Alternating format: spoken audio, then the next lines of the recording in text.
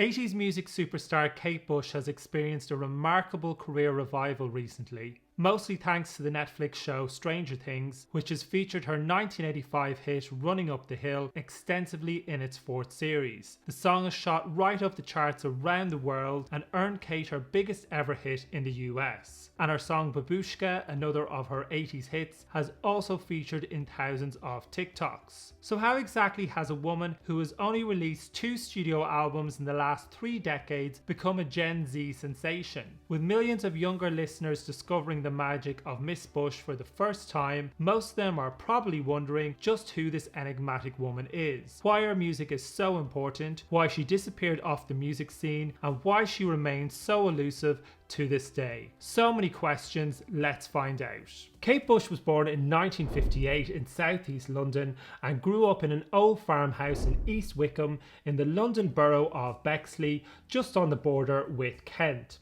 The young Kate grew up in a cultured and artistic family. Her father was a doctor and an amateur pianist. Her mother was of Irish descent and an amateur Irish traditional dancer. She also had 2 older brothers, John and Paddy, who were very into folk music. Paddy especially was passionate about lots of different musical instruments. She learned to play the piano, the organ and the violin from a young age and started writing songs aged just 12, and it was her brothers who helped Kate to record her first set of demos. Kate was raised a Catholic and attended a convent school in nearby Abbey Wood.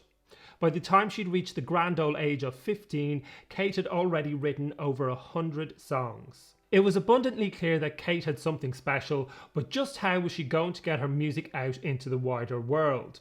Thankfully, a family friend by the name of Ricky Hopper knew David Gilmour of legendary rock group Pink Floyd and handed him a copy of Kate's demo. David Gilmour liked what he heard, but he felt the demos needed a more professional sound. So he decided to pay for Kate to make a demo that was of an industry standard, which he could present to record labels. And when David Gilmour played the new demos to EMI executives at Abbey Road Studios, they immediately said yes, and Kate signed to EMI and was given a £3,000 advance. Kate reportedly spent the money on Lindsay Kemp's mime and interpretive dance class at the Dance Centre in Covent Garden. David Bowie had been a student of Lindsay Kemp's and learned mime from him, and Kate hoped that he too could help her to develop her performance style. In the 80s, she spoke on a chat show about what had inspired her to learn mime from Kemp. I went to a show and it was Lindsay Kemp and I'd never seen anything like it before. And what he was doing was he was using movement without any sound at all, something I had never experienced. And he was expressing so much and probably more than people would express with their mouth. She also joined her brother Paddy's pub band around this time as their front woman to help develop her stage presence. The young musician's sound had evolved into alternative, dreamlike, experimental pop music with a quirky, eclectic sound which was hard to place in one category. When Kate arrived on the music scene in 1978,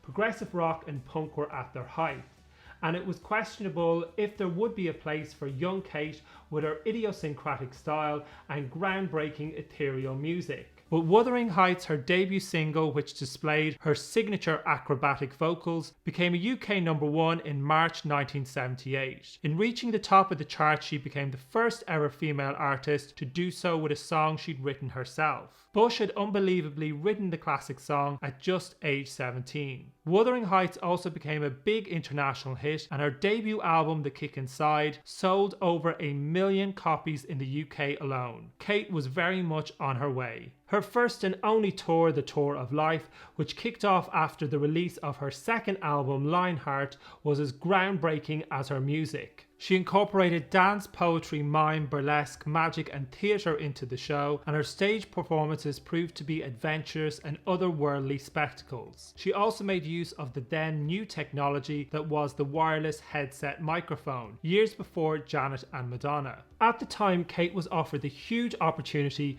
to be an opening act on the Fleetwood Mac's Rumours tour in the US, and Fleetwood Mac, of course, at the time were one of the biggest bands in the world, but Kate declined the offer, giving the reason that she wanted her live performances to be audio-visual extravaganzas, and a 20-minute support slot couldn't do justice to her music. It has been said that her American record company were so angry with her response, they refused to release her next 3 albums in the States. This could be one of the reasons why her career never really took off in America. And also her music is so hard to classify, which is not conducive to getting airplay, especially in America where radio is so format driven. And unbelievably, Kate has never won a Grammy. Her third long player, Never Forever, became her first UK #1 album, and with the record she became the first British female solo artist to have a #1 album. Her fourth album, The Dreaming, was her most experimental, and for the first time she produced the entire record by herself, something which was unheard of at the time, and when you think about it is exceptionally rare even today. The music industry is still very much a boys' club, so you can only imagine what it must have been like back in the 80s. The album featured an array of unusual sounds, including a sheep choir, helicopter blades, and...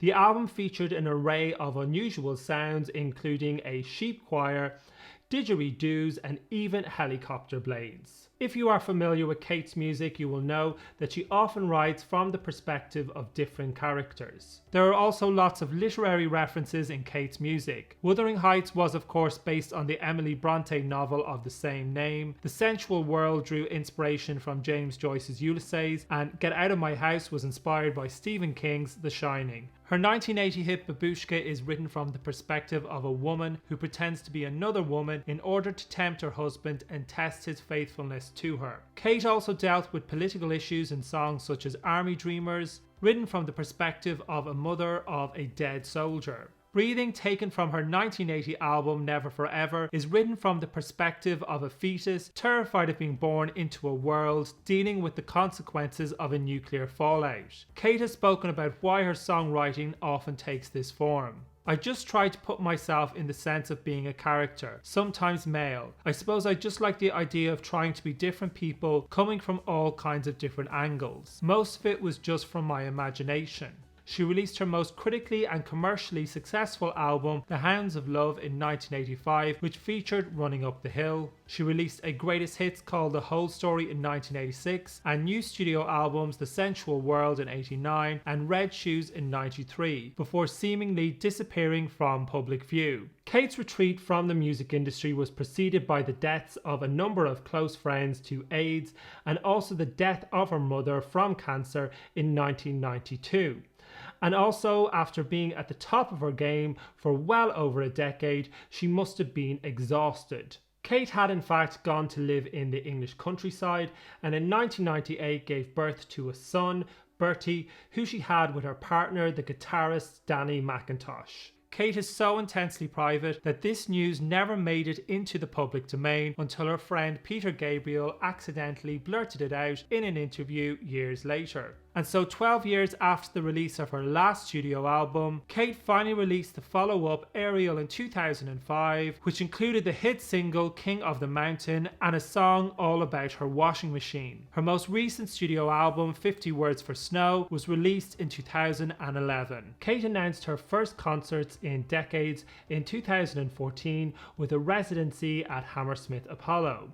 The show was entitled Before the Dawn. It took the form of a 22-night concert residency which sold out within 15 minutes and was met with widespread acclaim from critics. Fans travelled from all over the world to seize upon the rare opportunity to see their idol live in concert. Despite Before the Dawn being her first full tour in 35 years, Kate said in interviews this wasn't deliberate. I'd become very involved in the production, so the albums were taking longer. So it was never a deliberate decision not to do live shows. A few times I've thought about doing them again, but it's just kind of never happened. I've just sort of gone on the path of becoming a recording artist, I guess. Running Up the Hill, the lead single from Hounds of Love, reached number 3 in the UK and number 30 in the US the first time around in 1985. And in 2022, almost 4 decades later, the song has shot up the charts again all around the world. It has entered the top 10 in America, New Zealand and Canada for the first time.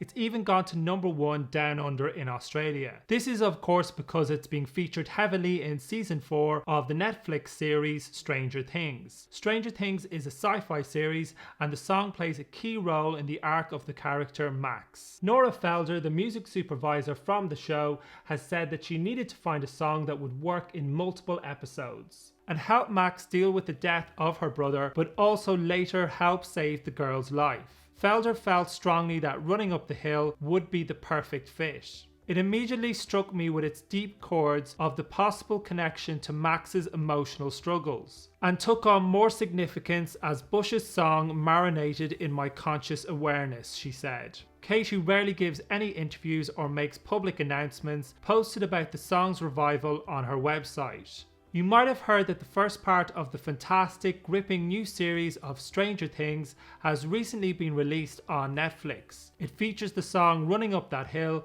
which is being given a whole new lease of life by the young fans who love the show. I love it too. Because of this, Running Up That Hill is charting around the world and has entered the UK chart at #8. It's all really exciting. Thanks very much to everyone who has supported the song. I wait with bated breath for the rest of the series in July.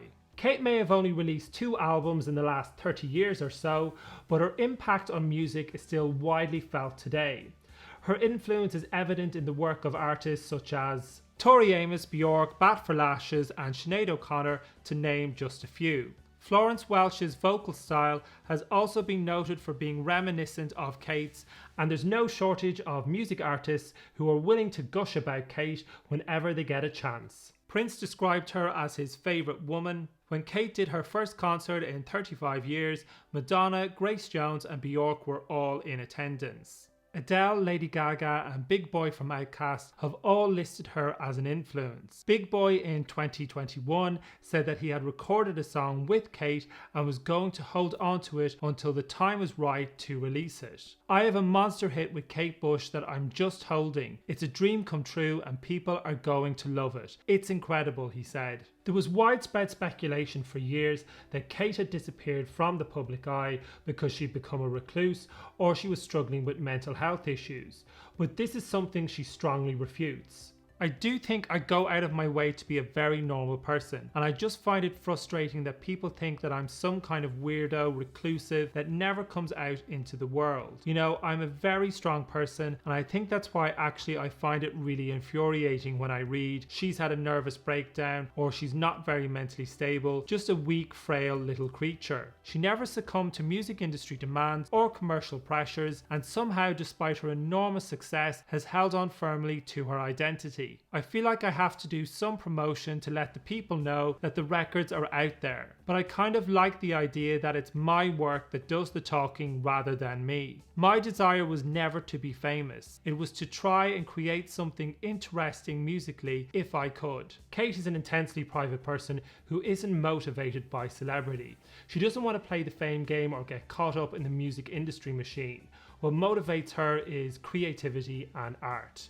And in the many years since Kate Bush was a mainstay in the music industry, nobody since has ever been labelled the new Kate. Nobody has carried on from where she left off or even come close to creating their own unique style in a similar vein to her. And that can probably be explained by the simple fact that there is quite simply nobody else like Kate Bush.